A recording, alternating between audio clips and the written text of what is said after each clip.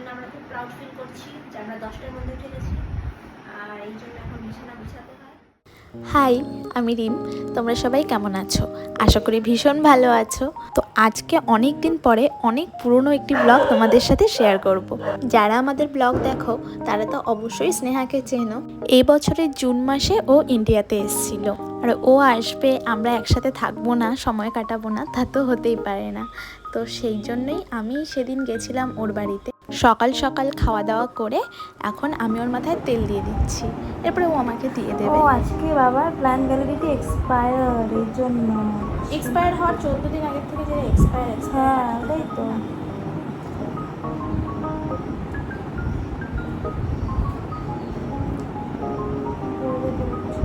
এই তেলটাতে মেথি আছে। আমার মাও কি বানিয়ে, করে বুঝলি? হ্যাঁ আমার মাও আমাকে বানিয়ে দিয়েছিল, কিন্তু আমি লাগাতে ইচ্ছা করে না একা একা। আর চুল বড় হয়নি এই জন্য মা চুল বড় হয় আর চুল হেয়ার ফলো, তাই না? তাহলে আমি নিয়ে যাবো এটা। হ্যাঁ এবার তুই ওখানে লাইন দিয়ে রাখতে থাক পর পর, এটা নিজে কেন কোথাও থেকে বানাতে পারি।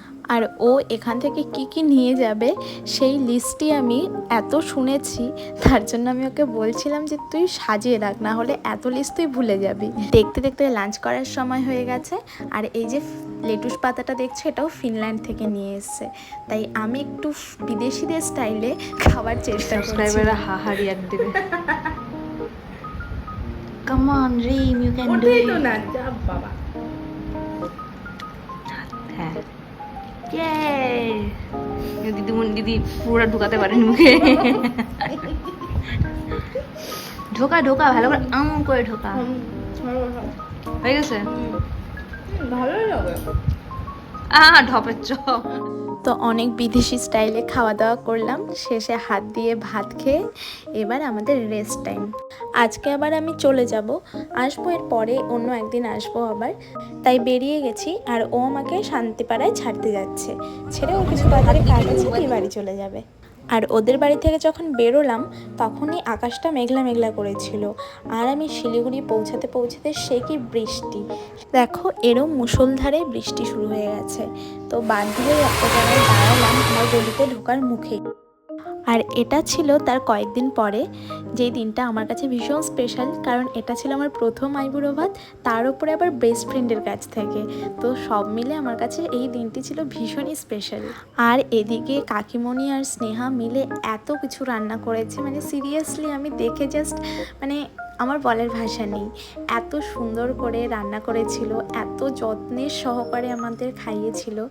আর তার জন্যেই এত দেরি হওয়া সত্ত্বেও আমি এই ব্লগটা এতদিন পরে পোস্ট করছি, কারণ এই স্পেশাল দিনটা অন্তত আমার ইউটিউব চ্যানেলে থাকুক, অনেক বছর পরে আমার গিয়ে দেখতে ভালো লাগবে। দুপুরে খাওয়া দাওয়া করে তো নড়াচড়াই করতে পারছিলাম না, তো সন্ধ্যা হয়ে এসছে প্রায়। তো ভাবছি এবার একটু সবাই মিলে বেরোবো, বেরিয়ে মেজদি ভাইয়ের ওখানে যাব, গিয়ে সন্ধ্যার আড্ডাটা ওখানেই দেবো। ও হ্যাঁ, শুধু খাইয়েছে তাও নয়, আবার কি সুন্দর পছন্দ করে আমার জন্য এই শাড়িটা আর অলিকের জন্য একটা পাঞ্জাবি দিয়েছে। আর আশীর্বাদের পর্বটা স্কিপ করে গেছিলাম, তো চলো আশীর্বাদ পর্বটাও তোমাদের সাথে শেয়ার করি। হ্যাঁ, তুই আর প্রণাম করতে যাস না। শেষ। তো আমার জীবনের ভীষণ স্পেশাল একটি দিন তোমাদের সাথে শেয়ার করলাম। আর দেখো রাত্রিবেলা কেমন আকাশটা খারাপ করেছে। তো চলো আজকে বাই বাই, দেখা হবে পরের ব্লগে খুব তাড়াতাড়ি।